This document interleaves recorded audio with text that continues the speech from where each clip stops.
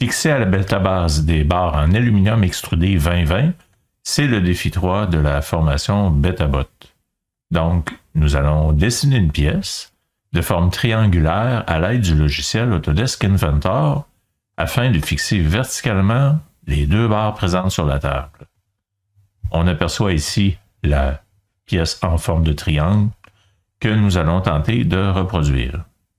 Pour ça, donc, je vais utiliser le logiciel qui est déjà ouvert et je me suis assuré là, précédemment d'être dans un projet qui se nomme BetaBot 2022 et donc je vais créer une nouvelle pièce en cliquant sur Nouveau.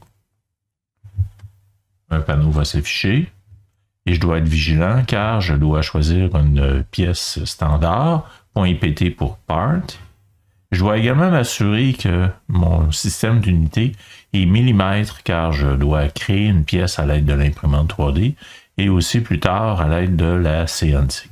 Si vous avez un système d'unité en pouces, sachez qu'il est possible ici de choisir le modèle qui convient avec le bon système d'unité. Donc, je vais cliquer sur Créer et démarrer l'esquisse de ma pièce.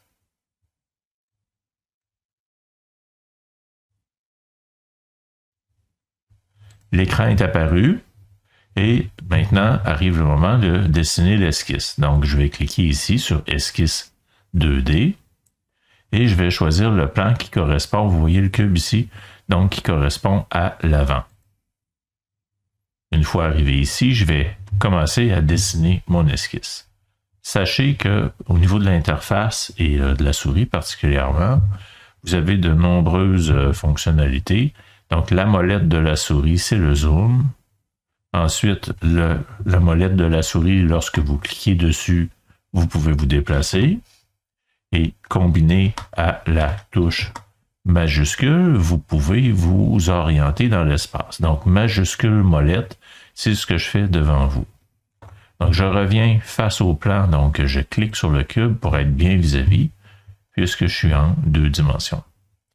Je vais y aller d'une stratégie là, de mon choix. Donc, je vais utiliser le rectangle que je vais venir placer ici.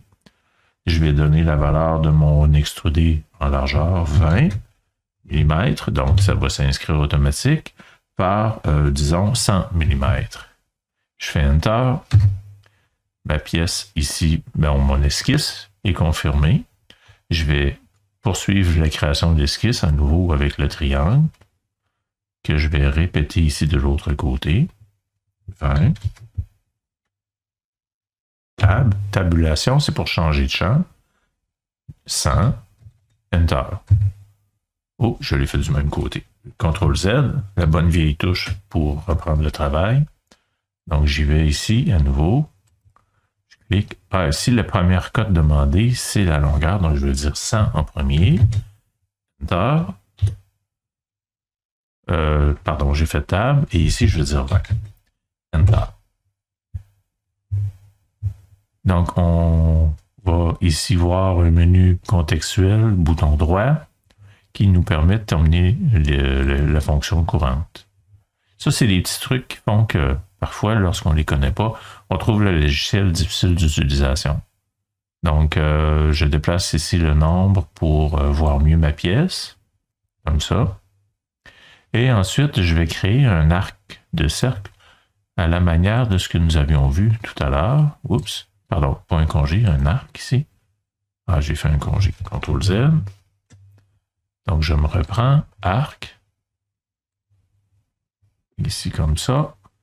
J'ai fait 2 clics. Un troisième clic ici. Avant, peut-être marqué 100. Tiens, je vais forcer une mesure qui m'apparaît un arc de cercle intéressant. Et là, je fais encore une fois le bouton droit pour terminer mon arc. J'ai une pièce qui ressemble pas mal à ce que je veux. Il me reste à dessiner les trous. Donc, allons-y de façon approximative, puis on ajustera les distances. Ou même, on peut peut-être plutôt cliquer sur ligne, puis opter pour la construction.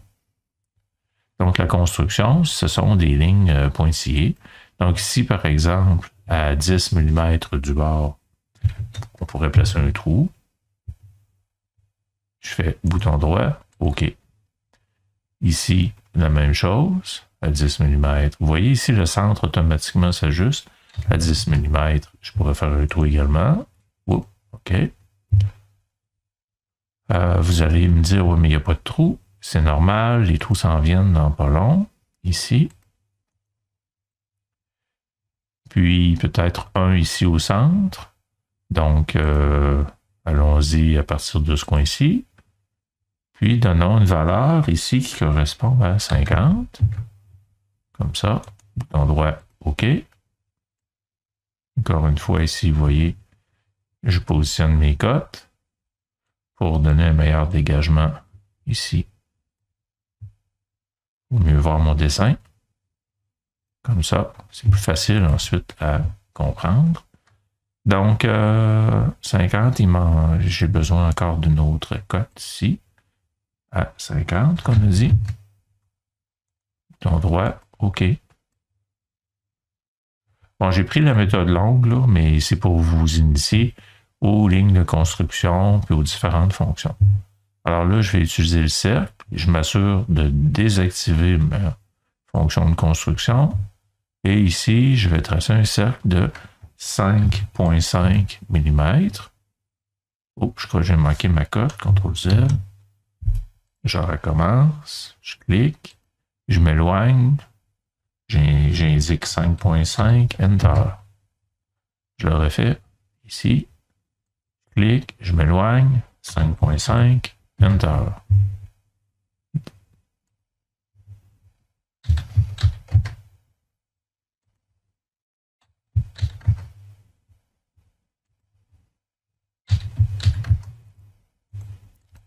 Donc, tous mes trous ont été positionnés parfaitement puisque précédemment, là, mes lignes de construction étant bien placées, ça m'assure que les cercles que je viens de dessiner sont aux bons endroits.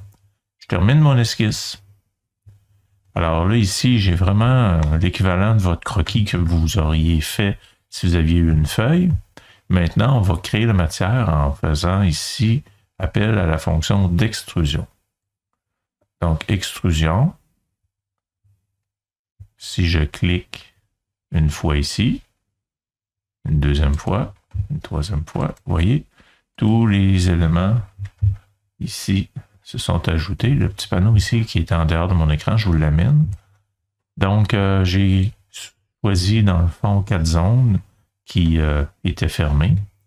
L'épaisseur, volontairement, ici, je vais marquer 0,25 pouces. Donc, IN, c'est le système d'unité impériale. Un quart de pouce, c'est une épaisseur standard pour les matériaux de plastique que nous possédons. On va faire un test avec la CNC à partir d'un de ces morceaux. Puis également, en impression 3D, ça sera la même dimension. Donc, je dis OK. J'ai presque terminé. En fait, il me reste à enregistrer dans un premier temps. À placer ça ici sur la racine, disons démo, défi 1. Défi 1, -bas, Yvon. Si vous avez de nombreuses pièces, je vous suggère de vous faire un répertoire. Ça va demeurer plus propre au niveau du projet. J'ai mon fichier IPT. Donc, ma pièce est, pour ainsi dire, prête à être imprimée 3D. Si nous allons voir ici qu'est-ce qui est attendu pour les prochains défis. On regarde ça ensemble. Donc, est-ce que j'ai de façon conforme ici dessiné ma pièce? Je crois bien que oui. Allons voir le défi suivant. Le défi suivant, on va devoir créer un fichier STL. Donc, ce n'est pas le fichier IPT que j'ai créé. Mais à partir de ce fichier-là, la prochaine vidéo va vous expliquer comment faire. Puis ici, donc j'aurai tout ce que ça me prend, puisqu'ici aussi, pour le défi 5, j'aurai déjà ici mon fichier IPT. Donc, mon travail est réussi.